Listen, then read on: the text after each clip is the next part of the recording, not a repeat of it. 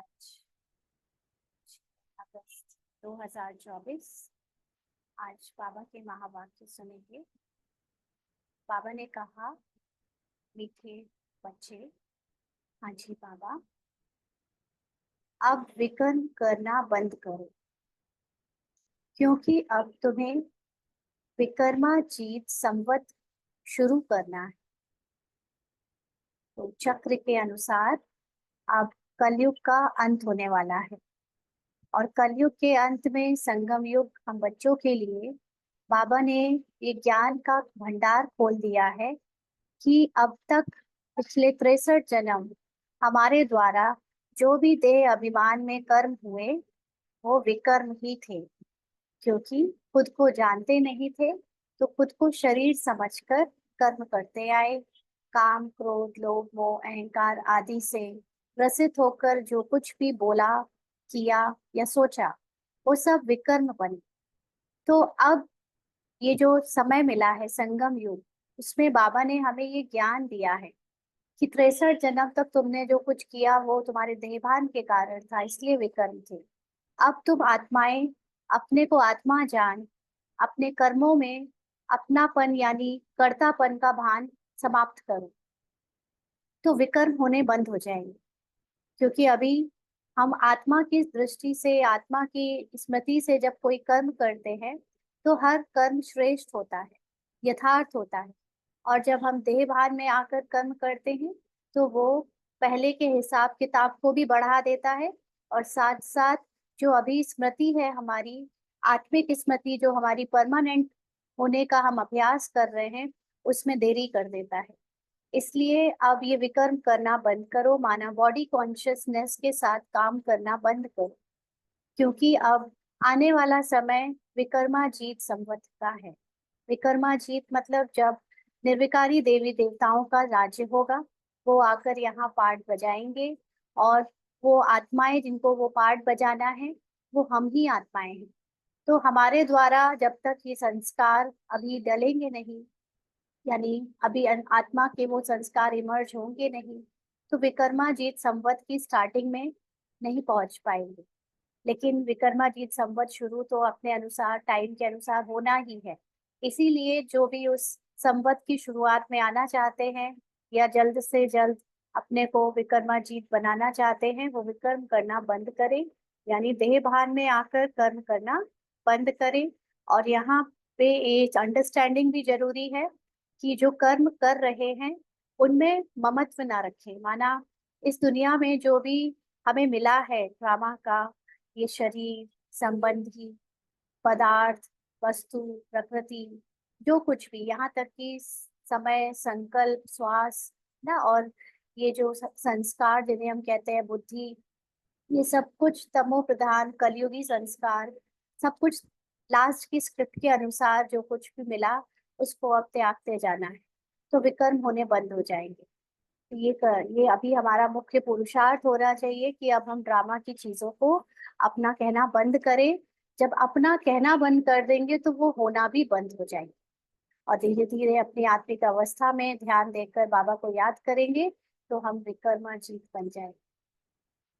प्रश्न है, हर एक ब्राह्मण बच्चे को किस एक बात में बाप को फॉलो अवश्य करना है? हर एक ब्राह्मण बच्चे को किस एक बात में बाप को फॉलो अवश्य करना है? बाबा ने उत्तर दिया, जैसे बाप स्वयं टीचर बनकर तुम्हें पढ़ाते हैं, ऐसे बाप के समान हर एक को टीचर बनना है। जो पढ़ते हो उसे दूसरों को पढ़ाना है। तुम टीचर के बच्चे टीचर, सतगुरु के बच्चे सतगुरु भी हो। तुम्हें सचखंड स्थापन करना है। तुम सच की नैया पर हो। तुम्हारी नैया हिलेगी, डुलेगी, लेकिन डूब नहीं सकती। तो हर एक बच्चे को, ब्राह्मण बच्चे को किस बात में बाबा को फॉलो अवश्य करना है? टीचर बनने में। टीचर का मतलब टीच करना, है ना। तो जैसे लौकिक फैमिलीज में होता है अगर कोई बहुत अनपढ़ फैमिली रही या गरीब फैमिली रही, थोड़ा पीछे रहने वाली फैमिली में कोई एक बच्चा भी पढ़ जाता है, तो फिर वो क्या करता है, वो अपने भाई बहनों को भी पढ़ाता है।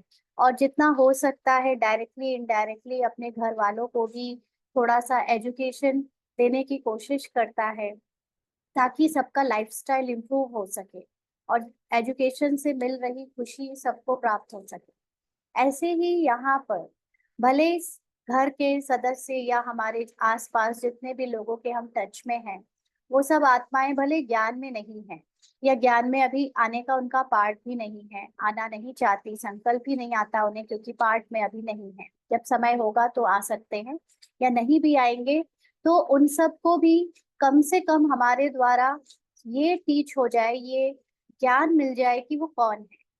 और बाबा जो हमें सदगति का मार्ग दिखा रहा है सदगुरु बन के, कि कैसे हम दुखों से छूट सकते हैं, कैसे हम ये काम क्रोध लोभ मोह अहंकार के अगेंस्ट एक अपनी लड़ाई मन ही मन करके उनसे मुक्त हो सकते हैं। उसको सारे बच्चे जो ब्राह्मण बने हैं, बाबा के बने हैं, वो अपने जान परिचय वालों को, आसपास की आत्माओं को ये जरूर पढ़ाए, जरूर सिखाए, युक्ति से सिखाए, इनडायरेक्टली सिखाएं। जरूरी नहीं कि वो एज इट इज ये शब्द सुनेंगे, ये ज्ञान सुनेंगे, लेकिन कहीं कहीं पर जब भी परिस्थिति या मौका मिले तो सबको टीच करें, उनको पढ़ाएं, उन्हें बताएं, ताकि वो भी अपने दुखों से मुक्त हो सके और हम भी मास्टर टीचर और सदगुरु बन सके ना। बाबा टीचर है तो हमें भी टीचर बनना है, उनको टीच करना है आत्मा परमात्मा ड्रामा, ना सही डायरेक्टली बट इनडायरेक्टली। और जो सदगुरु का काम है सदगति दिलाना, माना दुखों से मुक्ति दिलाना, उसका भी रास्ता हम बताएं। तो ये एक कर्तव्य है जो हमें बाबा को फॉलो करना है जिसमें। तो बाबा ने कहा कि सच की नैया पर हो ना। कई बार बच्चे थक जाते हैं औरों को बताने में, समझाने में, घर वाले, आस पड़ोस वाले या दूसरे लोग जब सुनते नहीं, ये बातें रिजेक्ट कर देते हैं, तो बच्चे सोचते हैं कि ये तो कभी सुनने ही नहीं वाले, तो थक कर सोचते हैं अब नहीं सुनाना है किसी को कुछ भी। तो बाबा कहते हैं कि तुम अपना काम बंद मत करो, क्योंकि तुम्हारा सत्य जो है वो कभी डूब नहीं सकता। हो सकता है कि टेम्परली वो हिले डुले, उसमें अवस्था में अंतर आए, लेकिन ये जो सत्य है वो अंत में सबके सामने खुद प्रत्यक्ष हो ही जाना है। इसीलिए तुम सच की नैया को छोड़ना नहीं, माना ये ज्ञान टीच करने का, पढ़ने पढ़ाने का पार्ट बंद करना नहीं। तुम अपना काम करते रहना, एक दिन ये सच सबके सामने आ ही जाना है। लेकिन जब आएगा तब बहुत देर हो जाएगी और वो सब उस सत्य को धारण नहीं कर पाएंगे। इसलिए अभी हम लोगों के द्वारा इन आत्माओं का कल्याण होना है, तो हमें ये काम जरूर करना है। अच्छा, अब बाबा ने कहा ओम शांति। रूहानी बाप बैठ बच्चों के साथ रूह रिहान करते हैं, रूहों से पूछते हैं, क्योंकि यह नई नॉलेज है ना। बाबा किससे बात कर रहा है?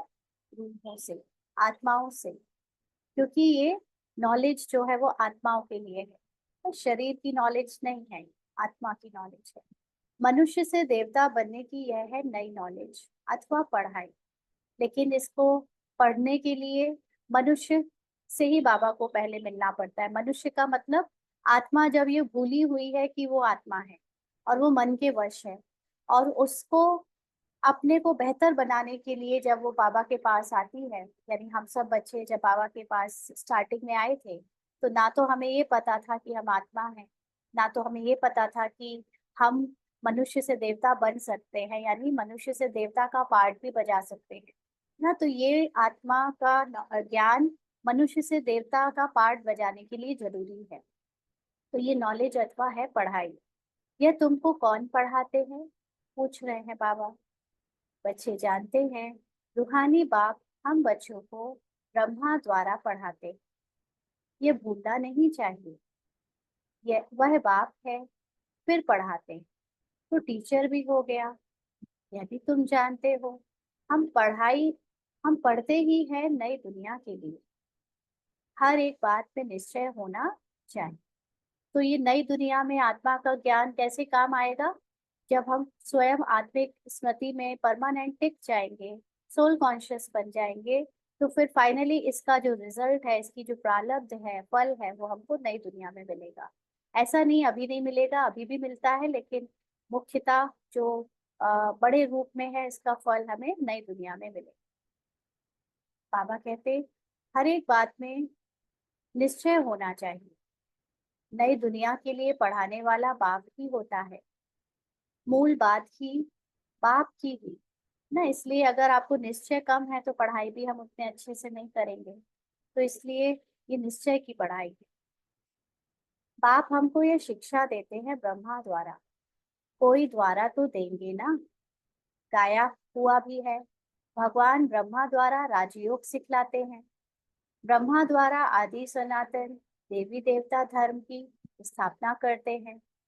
जो देवी देवता धर्म अभी नहीं है, अब तो है ही कलयुग, तो सिद्ध होता है स्वर्ग की स्थापना हो रही है। स्वर्ग में सिर्फ देवी देवता धर्म वाले हैं, बाकी इतने सब धर्म होंगे ही नहीं, अर्थात विनाश हो जाएंगे, क्योंकि सतयुग में और कोई धर्म था ही नहीं। यह बातें तुम बच्चों की बुद्धि में है, अब तो अनेक धर्म हैं। अब फिर बाप हमको मनुष्य से देवता बनाते हैं, क्योंकि अब संगम युग है। तो बाबा हमको मनुष्य से देवता बनाते हैं कैसे? संस्कार परिवर्तन के द्वारा। और संस्कार परिवर्तन भी पार्ट में है ना। हम सब ये जो पढ़ाई कर रहे हैं, ये पुरुषार्थ कर रहे हैं, ये जो अटेंशन दे रहे हैं, ये सब हिस्सा है एक बड़े से 5,000 वर्ष के ड्रामा का, जिसमें हमें ये दिखाना होता है कि कैसे देवता बना जाता है ना। ये पुरुषार्थ एक तरीका है ये बताने का कि देवता कोई आसमान से नहीं टपके हैं। देवता बनने की भी पढ़ाई होती है, देवता बनने के लिए भी मेहनत लगती है। तो ये सारा संगम युग में अभी होता है। बाबा कहते हैं यह तो बहुत सहज बात समझाने की है। त्रिमूर्ति में भी दिखाते हैं, ब्रह्मा द्वारा स्थापना। किसकी स्थापना? जरूर नई दुनिया की होगी, पुरानी की तो नहीं होगी।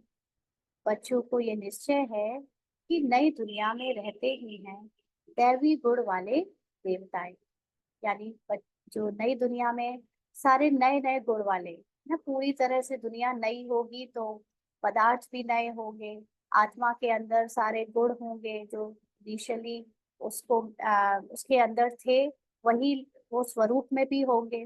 तो अब हमको भी गृहस्थ व्यवहार में रहते दैवी गुण धारण करने हैं। हमको भी माना इसको, पाठ को ना, ये बात अच्छे से समझ लेना है। किसको धारण करने हैं? आत्मा के अंदर तो सारे गुण, सारे अवगुणों का पार्ट मर्ज्ड है ना। लेकिन जब जिस टाइम का पार्ट आता है वो अपने आप इमर्ज होकर बजने लगता है। सतयुग में दैवी गुणों का, कलयुग में अवगुणों का, है ना। लेकिन इस समय जो संगम युग में हम ब्राह्मण बने हैं, उसमें हम सबको पार्ट में as a BK, as a Brahmin, गृहस्थ व्यवहार में रहते हुए दैवी गुण धारण करने हैं। माना अब पुराने बॉडी कॉन्शियसनेस के जो भी बिलीव्स हैं, जो भी हम सब के अंदर एक सब कॉन्शियस माइंड में 63 जन्मों का भरा पड़ा है, उसको निकलते जाना है। और अब जो सतयुगी गुणों की जो धारणा है उसको धारण करते जाना है इस पढ़ाई के द्वारा और बाबा की याद से। बाबा की याद माना अपनी आत्मिक स्थिति को बार बार याद करते रहने से, बाबा के समर्थ या संपन्न स्वरूप को याद करने से अपनी संपन्नता को महसूस करना, इससे अपने आप दैवी गुण धारण होते जाते हैं। पहले पहले काम पर जीत पाकर निर्विकारी बनना है। तो इसीलिए ब्राह्मण बनना मतलब पहले स्टेप क्या है? काम विकार पर जीत पाना। और उसी से फिर हम निर्विकारी बने की यात्रा शुरू करते हैं। सिर्फ काम विकार पर जीत पा लेने से पूरी निर्विकारी नहीं बन जाते, लेकिन वो फर्स्ट स्टेप है आगे की यात्रा के लिए। तो बाबा कहते कल इन देवी देवताओं के आगे जाकर कहते भी थे कि आप संपूर्ण निर्विकारी हो, हम विकारी। माना ना सिर्फ, क्योंकि देखा जाए तो इस दुनिया में भी अनेक ऐसे लोग हैं जिनको अहंकार नहीं है, जिनको अंदर क्रोध नहीं है, लोभ नहीं है ना। लेकिन कुछ ना कुछ काम यानी कामनाएं, इच्छाएं हैं, या कुछ नहीं तो कुछ ना कुछ थोड़ा बहुत विकार है। इसलिए उनको संपूर्ण निर्विकारी नहीं कह सकते, और कुछ नहीं तो शरीर विकारों से पैदा हुए हैं। तो अभी हम सबको तो अपने शरीरों को भी पवित्र बनाना है, और उसके लिए ये मार्ग बाबा ने हमें बताया है, विधि बताई है कि कैसे सब कुछ तुम्हारा पवित्र होता जाएगा योग के बल से। तो इसीलिए घर में रहते हुए हमको जो है अपने अंदर संपूर्ण निर्विकारी बने की स्थिति बनानी है, क्योंकि देवताओं के सामने अभी तक हम अपने आप को विकारी ही समझते आए, अपने को विकारी फील करते थे क्योंकि विकार में जाते थे। अब आप कहते हैं तुमको भी ऐसे निर्विकारी बनना है, दैवी गुण धारण करने हैं। यह विकार काम क्रोध आदि अगर है तो दैवी गुण नहीं कहेंगे ना। अगर हमारे अंदर पार्ट में काम क्रोध भी दिख रहा है तो दैवी गुण का पार्ट नहीं आ सकता। क्यों? क्योंकि अभी ये एक ही चीज ठहर सकती है, जगह तो उतनी ही है पार्ट में। तो बाबा कहते हैं विकार में जाना, क्रोध करना, यह आसुरी गुण है। देवताओं के लोभ, देवताओं में लोभ होगा क्या? इस समय हमारे अंदर ये सारी चीजें परसेंटेज में है ना, किसी के अंदर ज्यादा, किसी के अंदर कम। और हमको ये पुरुषार्थ का मतलब है कि जितने बार कुछ भी इसमें से आता है अगर मन में या संस्कारों में, तो उसको पहचान कर बाबा को देते जाएं, लौटाते जाएं, क्योंकि ये पार्ट में बाबा ने हमको दिया ना, ड्रामा में हमको मिला। अगर किसी का पार्ट लोभ का, लालच का भी रहा है कि हमको और चाहिए और चाहिए, तो ये भी उसको पार्ट में मिला। आत्मा की स्वयं में कोई गलती नहीं है ना, वो तो उसको दिखाया गया कि भाई तुमको खूब लालच करना है, जैसे मूवीज होती थी ना उसमें दिखाते थे कोई बहुत लालची मुनीम है, वो अपने पैसे के लिए कुछ भी कर देता है। ऐसे यहाँ पर पार्ट में मिला है किसी को। तो अगर आपने पहचान लिया कि हमारे अंदर फला फला चीजों का लोभ आ जाता है, कभी वस्तुओं का, कभी धन का, तो कभी कोई इच्छा कामनाओं का, तो वो सारी चीजें जो है वो पहचान कर रावण की दुनिया की है तो ये देते जाना है बाबा को ना, उसको अपना नहीं समझ लेना है। तो क्योंकि देवताओं में ये लोभ भी नहीं होगा, वहां पांच विकार होते नहीं। यह है ही रावण की दुनिया। रावण का जन्म होता है त्रेता और द्वापर के संगम पर, यानी जब त्रेता एंड हो रहा होता है और द्वापर शुरू हो रहा होता है, तब रावण यानी देह भान, ये देह का अभिमान आना शुरू होता है, और फिर ये पांच विकारों का जन्म होता है। जैसे ये पुरानी दुनिया और नई दुनिया का संगम है ना, ऐसे वह भी संगम हो जाता है। यहाँ पर हम पुरानी दुनिया छोड़ रहे हैं, नई दुनिया में जा रहे हैं, और वहां पर हम नई दुनिया खत्म हो रही है और पुरानी दुनिया की तरफ प्रवेश कर रहे हैं। ऐसा संगम है उल्टा। अभी रावण राज्य में बहुत दुख है, बीमारी है, इसको कहा ही जाता है रावण राज्य। रावण को हर वर्ष जलाते हैं, वाम मार्ग में जाने से विकारी बन जाते हैं। अब तुमको निर्विकारी बनना है ना, उल्टा मार्ग, शरीर का भान का मार्ग जो है उसमें विकार होते हैं तो विकारी बन जाते हैं। अभी शरीर का भान बुलाकर सोल कॉन्शियस बनना है तो निर्विकारी होंगे। यहाँ ही दैवी गुण धारण करने हैं। जैसा जो कर्म करता है ऐसा ही फल पाता है। ये तो नियम है ना, लॉ ऑफ कर्मा। बच्चों से अब कोई विकर्म नहीं होना चाहिए। तो यहाँ पर कौन बच्चे? बाबा आत्माओं की जगह ब्राह्मण से बात कर रहा है ना। ब्राह्मण का पार्ट जो अब जब आत्मा प्ले कर रही है तो कॉन्शियसनेस उसकी एज अ ब्राह्मण है, तब बाबा कह रहे हैं कि कोई विकर्म नहीं होना चाहिए, क्योंकि विकर्म करना बॉडी कॉन्शियसनेस की निशानी है। और अभी ब्राह्मण जीवन में हमारा दोनों पार्ट चलता है, बीच बीच में कभी कभी सोल कॉन्शियस हो जाते हैं और कभी कभी फिर से बॉडी कॉन्शियस हो जाते हैं।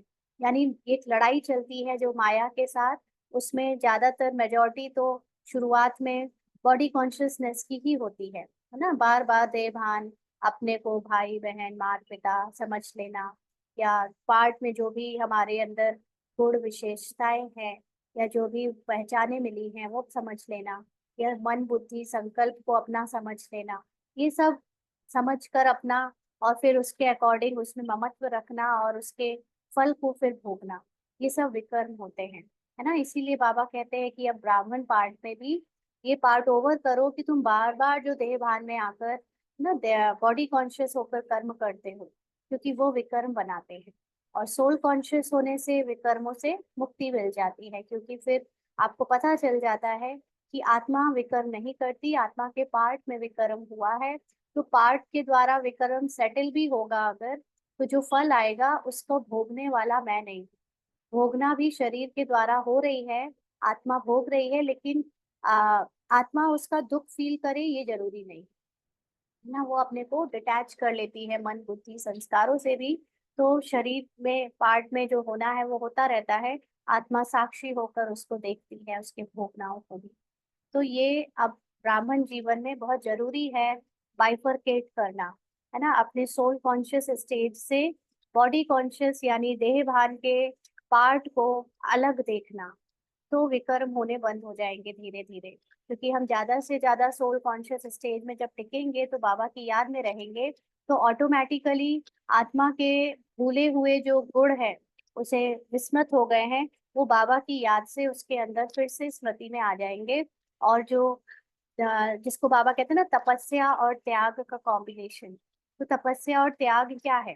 तपस्या अर्थात बार बार आत्मा की स्थिति में टिककर बाबा को याद करना, बाबा की संपन्नता संपूर्णता और समर्थी को अपने अंदर भी महसूस करना, यह है तपस्या। और त्याग है ड्रामा का त्याग, कि ये सब कुछ जो कुछ मिला है, यहाँ तक कि जो हमको अब एज अ ब्राह्मण बीके का पार्ट भी मिला है, उसमें भी जो कुछ हमने पहचाने बनाई है, स्मृतियां बनाई हैं, उनको भी भूल सिर्फ अपनी निराकारी स्थिति में टिक जाना, इसको कहते हैं त्याग, है ना। तो जब ऐसा होने लगेगा कि हमारी तपस्या बढ़ती जाएगी, यानी सोल कॉन्शियस में स्थिति में स्थित होने का टाइम बढ़ता जाएगा, और कर्म में भी जब आएंगे तो भी निराकारी स्थिति से कर्म में आएंगे तो विकर्म नहीं होंगे, और पुराने विकर्म के फल जो आ रहे हैं उसका फल हमें भोगना के रूप में नहीं लगेगा। तो ये बाबा बच्चों से कह रहा है कि अब कोई विकर्म नहीं होना चाहिए ना। भले अभी पार्ट में हो सकता है हिसाब किताब वश कुछ कुछ ऐसा आए कि आपके द्वारा आप निमित्त बनो दूसरों के हिसाब किताब चुकवाने के, है ना, क्योंकि सिर्फ हमारे नहीं चुक रहे हैं, सबके चुक रहे हैं। लेकिन हमें ज्ञान हो जाता है तो हम कोशिश करते हैं ऊपरी रूप से किसी को दुख ना दें, किसी के साथ बुरा ना करें। लेकिन कई बार सब कुछ जानते हुए ना चाहते हुए बाबा की याद में रहते हुए भी हो जाता है पार्ट में, है ना। तो अब ये स्मृति की मैंने नहीं किया, ये पार्ट में हुआ, पार्ट में बस पहले से ही नूंद था, आप फटाफट से उसमें फुल स्टॉप लगा पाते हो। तो उस फुल स्टॉप लग जाने से उस विकर्म का या जो भी हुआ उसका फल आपको नहीं मिलता फिर, है ना। मेनली फल हमारा सबसे ज्यादा विकर्म का कब मिलता है? ब्राह्मण बनने के बाद 100 गुना, जिसको बाबा कहता है पश्चाताप। ना ये पश्चाताप अपने आप में एक सजा है, लेकिन जब आपको पता चल जाता है कि आपके द्वारा ये पार्ट में सिर्फ निमित्त बनकर कराया गया, इसके लिए आप कोई गुनहगार नहीं हो, तो आप उसकी भोगना से पश्चाताप से बच जाते हो ना। इसलिए अब ये विकर्म भी नहीं होना चाहिए हमसे कि हम कभी ये सोच ले कि कोई कर्म हमने किया, या कोई बोल हमने बोला, या कोई संकल्प हमने किए, ये भी हम नहीं करते, ये ऑटोमेटिकली ड्रामा अनुसार आता है। तो बाबा कहते हैं एक होता है राजा विक्रमाजीत, दूसरा होता है राजा विक्रम ना। स्टार्टिंग में जब द्वापर युग होता है तो फर्स्ट राजा विक्रमाजीत, जो कि कहते हैं ब्रह्मा बाबा यानी कृष्ण की आत्मा ही बनती है।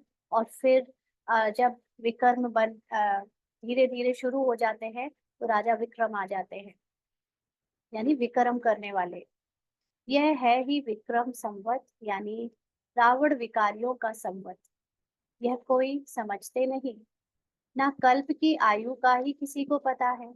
बाहर अज्ञानियों को तो कुछ भी नहीं पता, सब अलग अलग अपने अनुसार बताते हैं। वास्तव में विक्रमाजीत होते हैं देवताएं, यानी जो बिल्कुल भी विक्रम करते ही नहीं उनको बोलेंगे ना विक्रमाजीत। ब्राह्मण में तो बीके पार्ट में तो कई बार बॉडी कॉन्शियसनेस आ ही जाता है, अंत अंत तक आता जाएगा जब तक कर्मातीत ना बने। तो इसलिए ये विक्रमाजीत जिनसे बिल्कुल भी कोई गलतियां नहीं होती हैं, जो कभी भी बॉडी कॉन्शियस में नहीं आते, वो है देवताएं।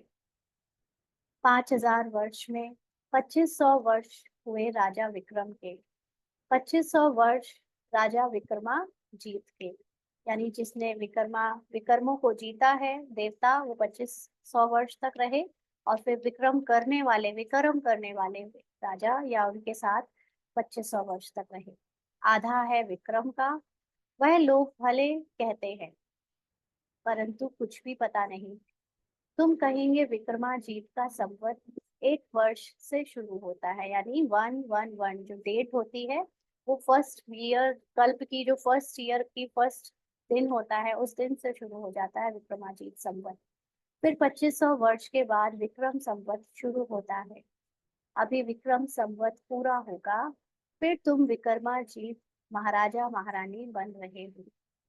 जब बन जाएंगे तो विक्रमाजीत संवत शुरू हो जाएगा। तो कौन बन रहा है विक्रम महाराजा महारानी? पार्ट बदल रहा है, लेकिन पार्ट पूरी तरह से तो तब बदलेगा ना जब ड्रेस बदलेगी। अभी इस ड्रेस में तो हम महाराजा महारानी नहीं बन सकते, लेकिन ड्रेस बदलने के पहले जो उस ड्रेस के अंदर आत्मा है, उस आत्मा को महाराजा महारानी के संस्कार अभी इस पुरानी ड्रेस के साथ ही अपने डेवलप करने पड़ेंगे। इसीलिए आत्मा अपने सत्य स्वरूप को पहचान कर 16 कला संपूर्ण बनने का पुरुषार्थ, यहाँ पुरुषार्थ करने का पार्ट अभी बजा रही है। और जब वो पूरी तरह से उसमें सक्षम हो जाएगी, सफलता प्राप्त कर लेगी, तो फिर अगली ड्रेस में चली जाएगी, यानी अगली ड्रेस का पार्ट शुरू कर देगी, विक्रमाजीत संवत शुरू हो जाएगा। यह सब तुम ही जानते हो। तुमको कहते हैं ब्रह्मा को क्यों बिठाया है ना? कई लोगों को प्रॉब्लम है, ये तुम्हारे ब्रह्मा बाबा को तुमने भगवान माना हुआ है, या ये कौन है, इनको क्यों बिठाला है अगर तुम निराकार को मानते हो तो। ना तो बाबा कहते हैं, अरे तुम्हारी इनसे क्यों आकर पड़ी है? हमको पढ़ाने वाला कोई यह थोड़ा ही है। हम तो शिव बाबा से पढ़ते हैं, यह भी उनसे पढ़ता है। पढ़ाने वाला तो ज्ञान का सागर है, वह है विचित्र। उनको चित्र अर्थात शरीर होता नहीं, उनको कहा ही जाता है निराकार।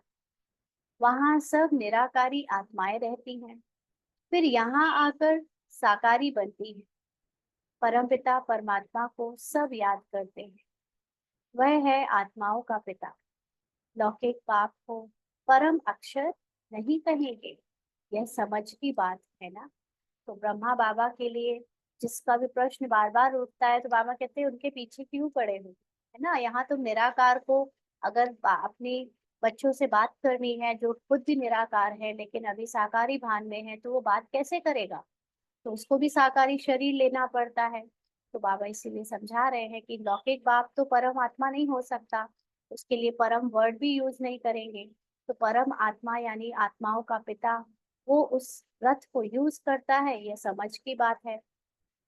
स्कूल के स्टूडेंट पढ़ाई पर अटेंशन देते हैं, जब कोई मर्तबा पा लेते, बैरिस्टर आदि बन जाते, तो फिर पढ़ाई बंद। ऐसे थोड़ी बैरिस्टर बनकर फिर पढ़ेगा, नहीं, पढ़ाई पूरी हो जाती है। तुम भी देवता बन गए, फिर तुमको पढ़ाई की दरकार नहीं रहती।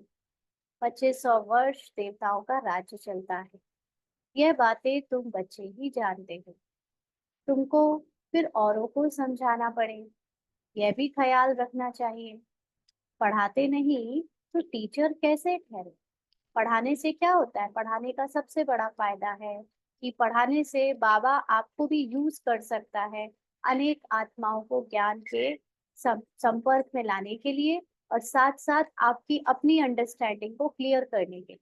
इसीलिए पढ़ाना बहुत बेनिफिशियल है ना। तो बाबा के बच्चे जो कैसे भी किसी को भी, चाहे अपने लौकिक में किसी को पढ़ाएं, चाहे कोई उनको जान पहचान में कभी किसी को पढ़ाएं, लेकिन थोड़ा बहुत ज्ञान का चर्चा, ज्ञान के बारे में बताना या कोर्स कराना, ये जरूर करना चाहिए ना। तो बाबा कहते हैं सब बच्चों को टीचर बनना है, ऐसे नहीं कि बस वो जो सेंटर में बैठ गए हैं या जिनको बाबा ने कहा एक तरह से निमित्त ऑफिशियली बनाया है, सिर्फ वही टीचर है। हर बच्चा बाबा का टीचर बच्चा बन सकता है और बनना ही है ना, ये बाबा की आज डायरेक्शन है सबको। तुम सब टीचर्स हो, टीचर की औलाद हो ना, तो तुमको भी टीचर ही बनना है। क्यों? क्योंकि बाबा से डायरेक्ट ज्ञान लेने का पार्ट हम बच्चों का ही है। बाकी मेजॉरिटी आत्माएं फिर कैसे ये जान पाएंगी कि वो आत्मा है ना। तो उनको ये टीच करने के लिए हमें ही निमित्त बनना पड़ेगा। और हाँ, हर एक आत्मा के संपर्क में कम से कम 100 लोग तो होते ही हैं। तो कम से कम उतने लोगों को तो आपके द्वारा टीच हो जाए, पता चल जाए कि वो कौन है, सदगति कैसे पाई जाती है, परमात्मा कौन है, ये सब बातें पता होनी चाहिए। तो बाबा कहते, तो कितनी टीचर्स चाहिए पढ़ाने के लिए? जैसे बाप टीचर सतगुरु है, वैसे तुम भी टीचर हो। सतगुरु के बच्चे सतगुरु हो। वह कोई सतगुरु नहीं है ना, जो बाहर देह भान वाले अपने को सतगुरु कहते हैं, वो सच में सतगुरु नहीं हो सकते। वह वह गुरु के बच्चे गुरु। सत माना सच ना, सच तो सिर्फ एक ही होता है, असत्य तो ढेरों होते हैं, सबका अलग अलग असत्य है। बाबा कहते सचखंड भी भारत को कहा जाता था, यह झूठ खंड है। माना कलयुग में अब तो झूठ खंड हो गया, जब सब अपने को अलग अलग आइडेंटिटी से जानने लगे और भगवान का भी उल्टा सीधा परिचय देने लगे। सचखंड बाबा ही स्थापित करते हैं, वह है सच्चा साई बाबा। सच्चा साई बाबा कौन है? शिव बाबा। जब रियल बाप आते हैं तो झूठे भी बहुत निकल पड़ते हैं ना। ये जितना बाबाओं का सीजन आया है, ये सब ब्रह्मा बाबा शिव बाबा के बाद से ही शुरू हुए हैं। पहले इतना बाबा नहीं चलते थे। अभी तो भारत में कितने बाबा लोग निकल आए हैं ना, फिजिकल बॉडी वाले। क्यों? क्योंकि ब्रह्मा बाबा शिव बाबा का बाबा वर्ड यूज करके उन्होंने अपने आप को भी खड़ा करने की, अस्तित्व जमाने की कोशिश करी। तो बाबा कहते गायन भी है ना, नैया डोलेगी, तूफान आएंगे, परंतु डूबेगी नहीं ना। एक सत्य के चारों तरफ ढेरों असत्य बाबा खड़े हो गए, लेकिन जो सत्य है उसकी नैया हिल डुल सकती है, उसके ऊपर स्ट्रगल हो सकता है, तूफान आ सकते हैं, लेकिन अंत में एक वही बचेगा, बाकी सब वापस धराशायी हो जाएंगे। बच्चों को समझाया जाता है माया के तूफान बहुत आएंगे, और जो बच्चे अब इस पुरुषार्थ के जीवन में बाबा के समान बनने का सच्चे दिल से पुरुषार्थ कर रहे हैं, उनके भी जीवन में बहुत तूफान आएंगे माया के, है ना। उनको बार बार अपने सत्य को सिद्ध करने के लिए परीक्षाएं आएंगी, लेकिन बाबा कहते हैं कि डरना नहीं है। नैया हिलेगी डुलेगी लेकिन डूबेगी नहीं। सन्यासी लोग तुमको ऐसे कभी नहीं कहेंगे कि माया के तूफान आएंगे। उनको पता ही नहीं है नैया को पार कहाँ ले जाएंगे ना। ये माया क्या है? माया है देह अभिमान, देह भान, बॉडी कॉन्शियसनेस। और बार बार ऐसी बातें आती हैं जो हमको बॉडी कॉन्शियसनेस की तरफ ले जाती है, सोल कॉन्शियसनेस भुला देती हैं, फिर से बार बार उस दुख की दुनिया में फेंक देती है। ये माया की नकली परत है, जो कि सच में है नहीं, लेकिन दिखता ऐसे है जैसे ये सच है। तो हम बच्चों को यही पुरुषार्थ करना होता है कि सच और झूठ के बीच में अंतर करके झूठ को छोड़ते जाना है, सच को पकड़ के रखना है ना। तो इसलिए बाबा कहते हैं माया के तूफान से डरना नहीं है। उनको पता ही नहीं है नैया को पार कहाँ ले जाएंगे। तुम बच्चे जानते हो भक्ति से सदगति नहीं होती है ना। सबने भक्ति करी है तभी तो यहाँ बैठे हैं। तो भक्ति में किसी को भी ऐसा अनुभव तो नहीं हुआ कि परमानेंट दुखों से छूट गए ना। डर डर के भक्ति करते थे कि भगवान गुस्सा ना हो जाए, खफा ना हो जाए, कुछ गलत ना हो जाए, तो करते थे। लेकिन भगवान से प्यार कितनों को था? बहुत कम ना। तो इसलिए उसमें तो सदगति किसी को नहीं मिली, नीचे ही उतरते जाते हैं। भले कहते हैं भगवान आकर भक्तों को भक्ति का फल देते हैं, भक्ति तो जरूर करनी चाहिए। अच्छा, भक्ति का फल भगवान क्या आकर देंगे ना? अगर भक्ति का फल देना है भगवान को तो क्या देंगे? तो जरूर सदगति देंगे। सदगति का मतलब दुखों से मुक्ति कहते हैं, परंतु कब और कैसे देंगे यह पता नहीं। तुम कोई से पूछो तो कह देंगे यह तो अनादि चलती आ रही है। क्या चीज? भक्ति परंपरा से चली आई। रावण को कब से जलाना शुरू किया है? तो भी कहेंगे परंपरा से। तुम समझाते हो तो कहते हैं इन्हों का ज्ञान तो कोई नया है। जिन्होंने कल्प पहले समझा है वह झट समझ जाते हैं। ब्रह्मा की तो बात ही छोड़ दो ना। ब्रह्मा बाबा का तो खैर अलग ही बात है, लेकिन जो दूसरी आत्माएं हैं उनको भी ज्ञान तभी समझ में आता है जब उनका पाठ कल्प पहले भी हुआ होता है। शिव बाबा का जन्म तो है ना। बाबा कहते ब्रह्मा की तो बात ही छोड़ दो, शिव बाबा का जन्म तो है ना, जिसको शिवरात्रि कहते हैं। अगर ब्रह्मा बाबा से प्रॉब्लम है किसी को, चलो उनकी बात नहीं करते, लेकिन शिवरात्रि जिसको हम कहते हैं महाशिवरात्रि, उस दिन तो दिखाते हैं शिव बाबा का जन्म। तो बाप समझाते हैं, मेरा जन्म दिव्य और अलौकिक है, यानी एकदम अलौकिक। कोई, मैं किसी के गर्भ से पैदा नहीं होता हूँ। दिव्य अर्थात जो एकदम न्यारा हो, निराला हो ना, बहुत हाईएस्ट क्वालिटी का हो। तो उनका जन्म एक अलग तरह से होता है, हमारे जैसे नहीं होता। यानी हमारा मतलब हमारे पार्ट में हमारा जन्म शरीर का जैसे होता वैसे नहीं होता। प्राकृतिक मनुष्यों सदृश जन्म नहीं मिलता है, क्योंकि वह सब गर्भ से जन्म लेते हैं और शरीरधारी बनते हैं ना। ऐसे तो आत्मा भी ना तो जन्मती है ना मरती है, लेकिन पार्ट तो उसके शरीरधारी बनने के गर्भ से ही शुरू होते हैं। शिव बाबा तो ऐसे पैदा नहीं होता, मैं तो गर्भ में प्रवेश नहीं करता हूँ। यह नॉलेज सिवाय परमपिता परमात्मा ज्ञान सागर के और कोई दे ना सके। ज्ञान सागर कोई मनुष्य को नहीं कहा जाता है, यह उपमा है ही निराकार की। अंडरलाइन ना, किसी मनुष्य को ज्ञान सागर, यहाँ तक कि श्री कृष्ण को भी ज्ञान का सागर नहीं कह सकते। ये उपमा सिर्फ और सिर्फ एक निराकार परमात्मा की ही कही की जा सकती है।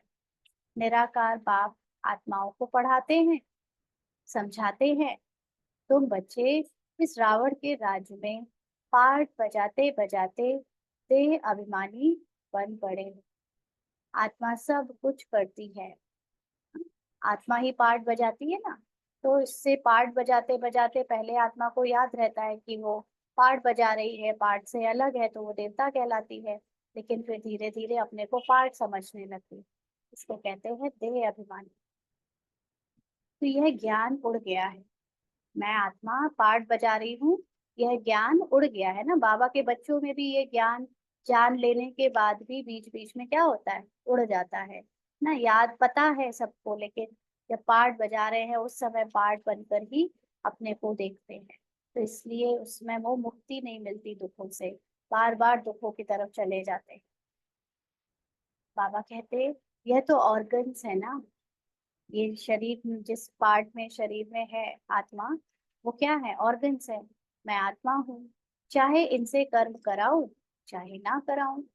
निराकारी दुनिया में तो शरीर रहित बैठे रहते हैं। तो निराकारी दुनिया क्या है, अपनी वो शांति की अवस्था में जब हमारे पास पार्ट नहीं होता है ना, क्योंकि इतनी करोड़ों आत्माएं सभी तो हमेशा पार्ट में नहीं होती है। ये तो धीरे धीरे आबादी बढ़ी है तो सबको पता चला कि निराकारी आत्माएं पार्ट में आती गई है। तो जब निराकारी दुनिया में निराकारी स्थिति में हम सब रहते हैं बिना पार्ट के, तो वहां तो शरीर नहीं होता।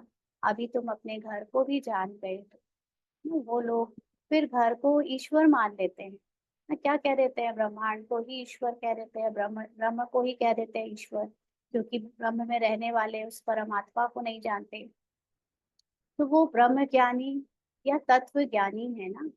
तत्व माना ये फिजिकल सब्सटेंस जो भी दिख रहा है, प्लैनेट, हवा, ये सब कुछ जानना, ग्रह नक्षत्रों को जानना।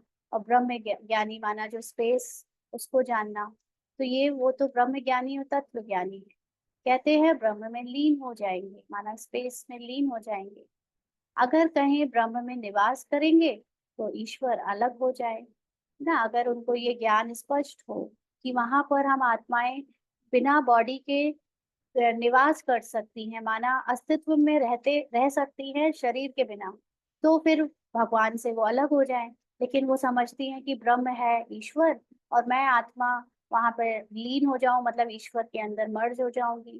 तो इसलिए वो ईश्वर और खुद को एक बना देते हैं और फिर इसलिए कहने लगते हैं आत्मा से परमात्मा, जबकि ऐसा है नहीं ना। तो बाबा कहते हैं यह तो ब्रह्म को ही ईश्वर कह देते हैं, यह भी ड्रामा में नूंद है। माना ये अज्ञानता भी ड्रामा में नूंद। बाप को भी भूल जाते हैं। जो बाप विश्व का मालिक बनाते हैं उनको तो याद करना चाहिए ना, क्योंकि वही स्वर्ग बनाने वाला है। अभी तुम हो पुरुषोत्तम संगम योगी ब्राह्मण, तुम उत्तम पुरुष बनते ना। अभी हम सब, पुरुष का मतलब आत्मा होती है, और उत्तम पुरुष का मतलब ये नहीं है कि हम कोई अब कनिष्ठ आत्मा से उत्तम आत्मा बन रहे हैं, लेकिन आत्मा तो वही है, पार्ट उसका उत्तम बन रहा है। अभी पार्ट कनिष्ठ हो गया था कलयुग में, अब हम सब अपने पार्ट को सुधार कर फिर उत्तम पुरुष का पार्ट प्ले करेंगे। तो बाबा कहते कनिष्ठ पुरुष यानी जो पार्ट में कनिष्ठ है वो उत्तम के आगे माथा टेकते हैं। देवताओं के मंदिर में जाकर कितनी महिमा गाते हैं। अभी तुम जानते हो हम सो देवता बनते हैं। यह तो बहुत सिंपल बात है। विराट रूप के बारे में भी बतलाया है ना। विराट चक्र है ना, गीता में महाभारत में दिखाते हैं भगवान को। भगवान ने अर्जुन को अपना विराट रूप दिखाया। तो बाबा कहिए विराट चक्र की बात कर रहे हैं जो 5,000 सालों का है। इसमें हमारे कितने स्वरूप रहे ना। वो 5 स्वरूप में से एक निराकारी मुख्य स्वरूप है और बाकी फिर पार्ट है। तो यह वह लोग तो सिर्फ गाते हैं, ब्राह्मण देवता क्षत्रिय। लक्ष्मी नारायण आदि के चित्र तो है ना। बाप आकर सबको करेक्ट करते हैं ना। पहले लक्ष्मी नारायण के चित्र में क्या था कि लक्ष्मी को नारायण के पैर दबाते हुए दिखाया। फिर बाबा ने उन दोनों को सीधा किया, खड़े हो जाओ, कोई किसी के पैर नहीं दबाएगा ना। कोई स्त्री कोई सर्वेंट नहीं होती, या नारायण कोई थक नहीं जाता कि बोले लाओ मेरे पैर दबाओ ना। ये सब चीजें जो मनुष्य ने अपने अनुसार जो जो भी संस्कृति फॉलो कर रहे होते हैं, जो माइंड सेट होता है उसके अकॉर्डिंग देवताओं को भी बदल देते हैं ना। जैसे आ, अपना मंदिर बना देते हैं गंदे संदे उल्टे उल्टे ना वो सब। तो वो भी जो मनुष्यों की बुद्धि में गंदगी है वो देवताओं को भी उसमें ही ढाल देते हैं। तो सब कुछ फिर बाबा आकर करेक्ट करते हैं। तुमको भी करेक्ट कर रहे हैं, क्योंकि भक्ति मार्ग में जन्म जन्मांतर तुम जो कुछ करते आए हो वह है रॉन्ग। इसीलिए तुम तमो प्रधान बने हो, यानी और दलदल में डूबते गए, गलत करते गए और गलत में डूबते गए। अभी है ही अनराइटियस वर्ल्ड। तो ये कलयुग की दुनिया में होता ही सब कुछ उल्टा है। अनराइटियस होता है, गलत ही हो रहा होता है, क्योंकि नॉलेज ही नहीं है सत्य की। इसमें दुख ही दुख है, क्योंकि रावण का राज्य है, सब विकारी है। रावण का राज्य है अनराइटियस और राम का राज्य है राइटियस। यह है कलयुग और वो है सतयुग। यह तो समझ की बात है ना। इनको शास्त्र उठाते कभी देखा है क्या? ब्रह्मा बाबा के द्वारा जब शिव बाबा अपना ज्ञान सुनाते थे तो कभी शास्त्र लेकर बैठे क्या? कभी नहीं। पहले जरूर ब्रह्मा बाबा शास्त्र पढ़ता था, लेकिन शिव बाबा के आने के बाद फिर कभी भी कोई शास्त्र नहीं उठाया। अपना भी नॉलेज दिया, रचना की भी समझानी दी है। शास्त्र बुद्धि में उन्हों के होते जो पढ़कर औरों को सुनाते हैं। तो सबका सुखदाता एक शिव बाबा है, वही ऊंच बाप है। उनको परमपिता परमात्मा कहा जाता है। अभी 1 मिनट के लिए हम सभी अपनी ऊंची स्थिति में स्थित हो जाएं।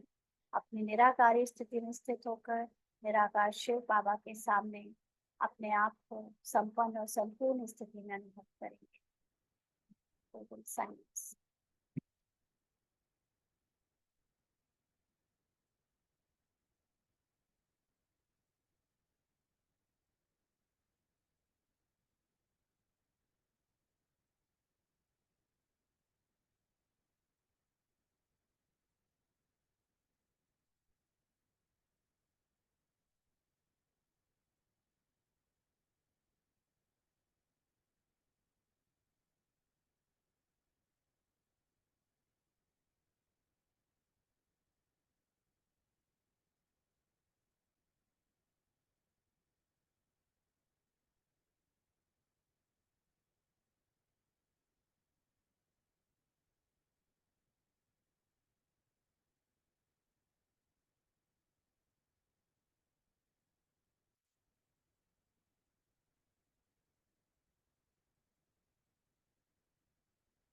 आगे बाबा कहते हैं, बेहद का बाप जरूर बेहद का वर्षा देते हैं।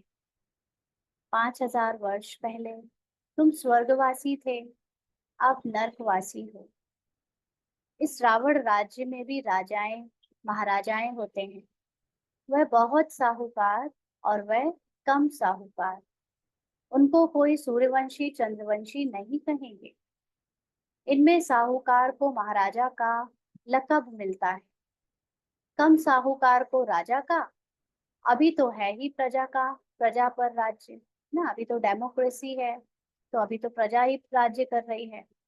धनी थोड़ी कोई है नहीं, माना देखने वाला, कोई इनको रोकने टोकने वाला, भले भले ही ऑपोजिशन पार्टी होती है, लेकिन इस तरह से सभी आपस में एक दूसरे को जो है दबाते हैं, लेकिन कोई भी ऐसा नहीं जिसको सारे लोग अपने से ऊंचा माने और उनकी बात माने। ऐसे धनी धोड़ी कोई है नहीं। राजा को प्रजा अन्नदाता समझती थी। पहले के जमाने में जब राजा हुआ करते थे तो राजा की रिस्पॉन्सिबिलिटी थी अपने राज्य की प्रजा का ध्यान रखना, और प्रजा भी राजा को अपने से हमेशा ऊंचा देखते हुए सम्मान की दृष्टि से अन्नदाता समझती थी। अभी तो वह भी गए, बाकी प्रजा को देखो क्या हाल है।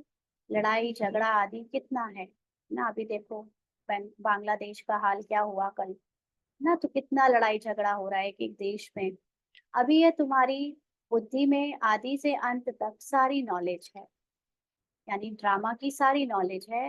रचयिता बाप अब प्रैक्टिकल में है, जिसकी फिर भक्ति मार्ग में कहानी बनेगी। अभी तुम भी प्रैक्टिकल में हो। आधा कल तुम राज्य करेंगे, फिर बाद में वो कहानी हो जाएगी। चित्र तो रहते हैं। कोई से पूछो यह कब राज्य करते थे, तो लाखों वर्ष कह देंगे। सन्यासी हैं निर्वृत्ति मार्ग वाले, तुम हो पवित्र गृहस्थ आश्रम वाले।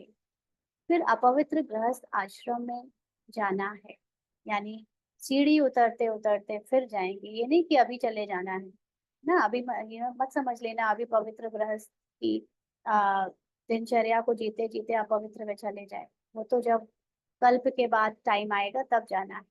स्वर्ग के सुखों को कोई जानता नहीं। निर्वृत्ति मार्ग वाले तो कभी प्रवृत्ति मार्ग सिखला ना सके। आगे तो जंगल में रहते थे, उनमें ताकत थी।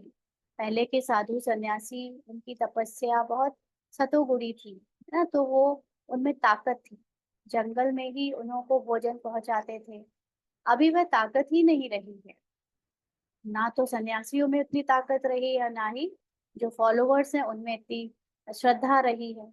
जैसे तुम्हारे में भी वहां राज्य करने की ताकत थी, अभी कहाँ है। वो तो वही ना, यानी आत्मा तो वही हो जिसने सतयुग में भी इतनी ताकत से पार्ट बजाया है, पूरे विश्व को संभाला है बिना भगवान के।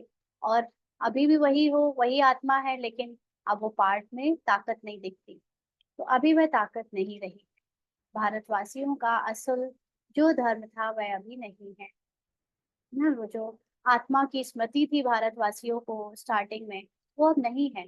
अधर्म हो गया है, यानी शरीर समझने लगे हैं खुद को। शरीर के अनेक धर्म बना लिए हैं, उसकी अपनी नियम मर्यादाएं और परंपराएं बना ली हैं। बाप कहते हैं मैं आकर धर्म की स्थापना, अधर्म का विनाश करता हूँ। धर्म की स्थापना का मतलब सोल कॉन्शियस स्टेज सभी की बनाता हूँ, और जो फिजिकल बॉडी की कॉन्शियसनेस है उसको भुला देता हूँ। अधर्मियों को धर्म में ले आता हूँ। फिजिकल बॉडी कॉन्शियसनेस वालों को धर्म यानी सोल कॉन्शियस में ले जाते हैं। बाकी जो बचते हैं वह विनाश हो जाएंगे। और जो लोग ये सोल कॉन्शियसनेस का पुरुषार्थ नहीं कर रहे, अज्ञानी हैं, अनजान हैं, जिनका पार्ट नहीं है, वो सब, उनका पार्ट ये फिजिकल कॉन्शियसनेस के साथ ही समाप्त हो जाएगा। उनको सोल कॉन्शियस बनने का पार्ट नहीं मिलेगा। फिर भी बाप बच्चों को समझाते हैं कि सबको बाप का परिचय दो, लेकिन फिर भी हमारा काम है जब तक अंत तक ये चलना है संगम युग, हमें औरों को अपने जैसा बनाना है, ज्ञान देना है, और उनको सोल कॉन्शियसनेस में लाने का उनकी पढ़ाई पढ़ानी है, सदगति करानी है। बाप को ही दुख हरता सुख करता कहा जाता है। जब बहुत दुखी होते हैं तभी बाबा आकर सुखी बनाते हैं। ये पार्ट हमको क्यों प्ले करना है, बाबा क्यों कह रहा है? क्योंकि जिन देवियों का गायन है ना, दुर्गा का, सरस्वती का, काली का, इन सब देवियों के कर्तव्य कब होने हैं? जिसके कारण द्वापर में उनकी उन कर्तव्यों की पूजा होती है। वो जो उनके हाथों में अलंकार दिखाते हैं, शंख, कमल, गदा या तलवार, त्रिशूल, ये सब कब के अलंकार है, यादगार है? अभी के। अभी जब हम शंख की तरह ध्वनि करके औरों को बाप का परिचय देते हैं, तो उस देवी के रूप में हमारी पूजा होती है। अभी जब हम कमल पुष्प समान गृहस्थी में रहते हुए, पवित्र गृहस्थी में रहते हैं, तो कमल पुष्प का अलंकार लेकर देवी की पूजा होती है। अभी जब हम अपने अंदर के असुर को मारते हैं, अवगुणों को, देवान को मारते हैं, तो वो त्रिशूल मारते हुए भस्मासुर को देवी की पूजा होती है। तो अगर ये कर्तव्य अभी हमने नहीं किए तो फिर हम देवी के रूप में कैसे पूजे जाएंगे? तो इसलिए वो सारे कर्तव्य एक तरह से रिकॉर्ड करने का टाइम अभी है, जिसको बाबा कहते हैं रिकॉर्डिंग टाइम है संगम युग। अभी आप लोग जैसे फिजिकली रिकॉर्ड कर रहे हो सब कुछ, वो अलग बात है कि ये भी ड्रामा अनुसार फिक्स्ड है कि कितनी किसकी रिकॉर्डिंग होनी है, लेकिन वो रिकॉर्डिंग का टाइम जैसे अभी है उसका फिर रिफ्लेक्शन होने वाला है भक्ति में द्वापर युग से। तो इसलिए अभी हमको ये सारे पार्ट बजाने होते हैं देवियों वाले ना, दुख हरता सुख करता भी देवियों को कहते हैं। तो वो पार्ट कब बजेगा? अभी बजेगा जब हम अनेकों के दुख हर के उनको सुख देंगे, बाबा से मिलाएंगे, उनकी भी दुख को दूर करवाएंगे। तो यह भी अनादि बना बनाया खेल है। अच्छा, मीठे मीठे सिकी लदे बच्चों प्रति, मात पिता बाप दादा का याद प्यार और गुड मॉर्निंग। रूहानी बाप की रूहानी बच्चों को नमस्ते। हम रूहानी बच्चों की रूहानी बाप दादा को याद प्यार, गुड मॉर्निंग और नमस्ते बाबा। शुक्रिया, थैंक यू बाबा। धारणा के लिए मुख्य सार। पहला पॉइंट, इस पुरुषोत्तम संगम युग पर उत्तम पुरुष बनने के लिए आत्म अभिमानी बनने का पुरुषार्थ करना है। सत्य बाप मिला है तो कोई भी असत्य अनराइटियस काम नहीं करना है। तो क्योंकि ये पुरुषोत्तम संगम युग में हम अपने उत्तम और कनिष्ठ दोनों पार्ट को एक साथ देख सकते हैं। वही आत्मा अपने कनिष्ठ पार्ट को बजाकर आई है और उत्तम पुरुष बनने का पुरुषार्थ कर रही है। तो वो जो आत्म अभिमानी स्टेज है, उस स्टेज से हमें उत्तम पुरुष जल्दी से जल्दी बनकर संगम युग में उसका फायदा लेना है ना। और ऐसा कोई भी काम जो कि बॉडी कॉन्शियसनेस, जिसको बाबा कहता है असत्य अनराइटियस बुद्धि से किया जा रहा है, माना पुरानी बुद्धि, पुरानी तमो प्रधान कलयुगी बुद्धि या असत्य यानी देह भान के आकर जो भी हम करते थे वो अब नहीं करना है, क्योंकि अब हमें सत्य ज्ञान मिल गया है, सत्य बाप मिल गया है। और उस सत्य बाप ने ब्रह्मा के द्वारा हर कर्म को सोल कॉन्शियस स्टेज से करके दिखाया है। तो हमारे पास एग्जाम्पल भी है कि ह्यूमन बॉडी के रूप में भगवान कैसे पार्ट बजाता है, ये हम देख सकते हैं ब्रह्मा के पार्ट को देखकर। इसलिए अब कोई भी असत्य अनराइटियस काम नहीं करना है। माया के तूफानों से डरना नहीं है। माया बहुत अनेक रूपों में आएगी, जब आपको बार बार बॉडी कॉन्शियस में ले जाएगी, बार बार दुख में ले जाएगी, क्योंकि वो स्मृति भुला देती है कि आप कौन हो और आप किसके हो, बाबा का आपसे क्या संबंध है, या आपके अंदर कितनी शक्तियां हैं, ये सब भुला देती है माया। लेकिन ये माया झूठी है ना, असत्य है, सपना है। इसलिए उसको सच मानकर डरना नहीं है। सदा याद रहे, सत्य की नैया हिलेगी डुलेगी लेकिन डूबेगी नहीं। तो जिसके अंदर सत्य है, सत्य का मतलब जिसका सोल कॉन्शियस स्टेज बढ़ता जा रहा है, उसके आगे माया ऐसे कई बार धोखा देने के लिए आएगी कि आपको लगेगा कहीं मैं पुरुषार्थ गलत तो नहीं कर रहा, कहीं मेरे द्वारा कुछ गलत तो नहीं हो रहा। लेकिन जिसने अपनी सोल कॉन्शियस स्टेज को अनुभव कर लिया है, जो अपने सत्य में टिका हुआ है, उसकी नैया दुनिया वालों को लग सकती है कि ये तो जैसे अब गए, ये तो रहे नहीं, या इनका पार्ट ओवर हो गया, या ये तो हिल गए। लेकिन नहीं, वो कुछ दिनों के लिए छुप सकते हैं लेकिन फिर उजागर हो जाएंगे, क्योंकि उनके अंदर सत्य की ताकत है। तो माया के तूफानों से डरना नहीं है। सदगुरु के बच्चे सदगुरु बन सबकी नैया पार लगानी है। और जिस जैसे खुद भी हम जीवन मुक्ति को प्राप्त करते जाएं, ऐसे अनेकों को भी जीवन मुक्ति या दुखों से मुक्ति की ज्ञान परिचय देते जाना है और उनकी भी नैया पार लगवानी है। आज का वरदान है, सहज योग की साधना द्वारा साधनों पर विजय प्राप्त करने वाले प्रयोगी आत्मा भव। सहज योग की साधना द्वारा साधनों पर विजय प्राप्त करने वाले प्रयोगी आत्मा भव। बाबा ने कहा, साधनों के होते साधनों का प्रयोग में साधनों को प्रयोग में लाते, योग की स्थिति डगमग ना हो। योगी बन प्रयोग करना, इसको कहते हैं न्यारा। होते हुए निमित्त मात्र अनासक्त रूप में प्रयोग करो। अब हमको साइंस के इतने साधन मिले हैं अपने पुरुषार्थ को बढ़ाने के लिए, तो ये साधन हमें अपनी स्थिति में स्थित रहकर यूज करने हैं। ऐसे नहीं कि हम पुरानी अपनी इच्छाएं, पुराने संस्कार वश या पुराने मन के जो चंचलता है उसके वश साधनों को यूज करें और अपनी जो आत्मिक अवस्था है उससे हिल जाए, डगमग हो जाए। नहीं ना, योगी बनना माना हमारे सामने प्रयोग में हम कुछ भी बड़े से बड़ी टेक्नोलॉजी का यूज करें, बड़े से बड़े साइंस के गैजेट्स का भी अगर यूज करें, लेकिन तब भी ये याद रहे कि मैं आत्मा, इसकी मालिक, इस प्रकृति की मालिक, इसको अपने सेवा के लिए यूज कर रही हूँ, निमित्त मात्र यूज कर रही हूँ, अनासक्ति से प्रयोग करें। अगर इच्छा होगी तो वह इच्छा अच्छा बनने नहीं देगी ना। अगर साइंस की किसी भी चीज को यूज करते समय अपनी कोई स्वार्थ वाली इच्छा है, तो फिर वो अच्छा नहीं बनने देगी। माना आपको आपकी सोल कॉन्शियसनेस में जो अच्छाई है, जो समर्थी है, जो शक्तियां है, वो फील नहीं करने देगी। मेहनत करने में ही समय बीत जाएगा। माना बार बार अपने को, मैं शरीर नहीं हूँ, मैं आत्मा हूँ, ऐसे जो हम बाहरी रूप से पुरुषार्थ करते हैं उसमें पूरा टाइम बीत जाएगा, और एक्चुअली में सोल कॉन्शियस जो हो जाने से आपकी स्थिति बनती है वो फील हो नहीं पाएगी या उसमें लेट हो जाओगे। तो उस समय आप साधना में रहने का प्रयत्न करेंगे और साधन अपनी तरफ आकर्षित करेंगे, है ना। अभी कई बार हम मोबाइल की तरफ खींचे चले जाते हैं, उस वक्त इधर उधर की चीजें देखते चले जाते हैं और अपनी स्थिति में स्थित होने में हमें टाइम वेस्ट हो जाता है, नहीं कर पाते। इसलिए प्रयोगी आत्मा बन सहज योग की साधना द्वारा साधनों के ऊपर अर्थात प्रकृति पर विजयी बनो। कल भी बाबा ने कहा था ना कि जो प्रकृति की चीजों से या साधनों से अगर प्रभावित होता है तो फिर प्रकृति जीत नहीं बन सकता। तो ऐसे ही ये साधन हम अपने लिए यूज करें, ना कि ये साधन हमें अपनी तरफ खींचे। तो अपने आप को प्रयोगी बनकर, यानी आत्मा प्रयोग करे इन साधनों के द्वारा अपने सहज योग को प्राप्त करने के लिए, लेकिन इन पर आश्रित ना हो जाए कि हम इनके बिना योग ना लगा सके ना। ऐसे प्रकृति पर विजयी बने। स्लोगन है, स्वयं संतुष्ट रह सबको, संतुष्ट करना ही संतुष्ट मणि बनना है। तो संतुष्ट कौन रह सकता है?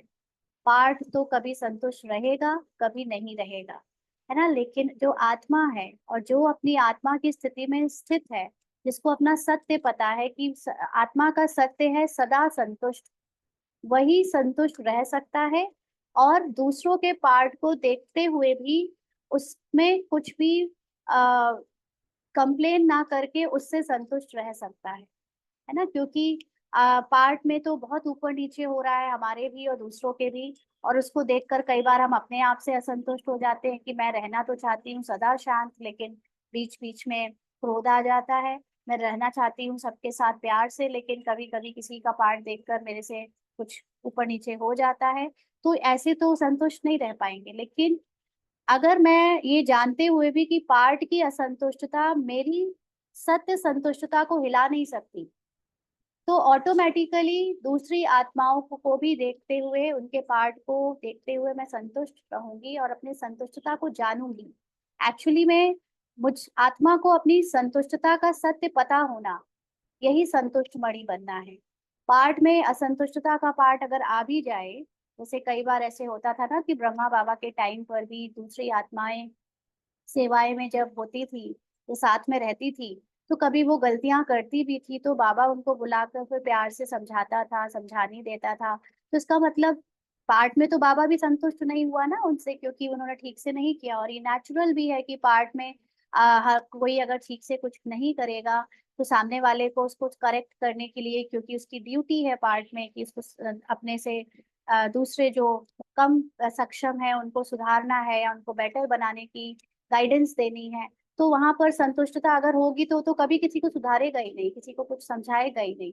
लेकिन पार्ट में संतुष्टता ना भी होते हुए अपने सत्य को जानना कि मैं वैसे सदा संतुष्ट हूँ, पार्ट में अभी उनके पार्ट को देखकर असंतुष्ट का पार्ट भले बचता रहे।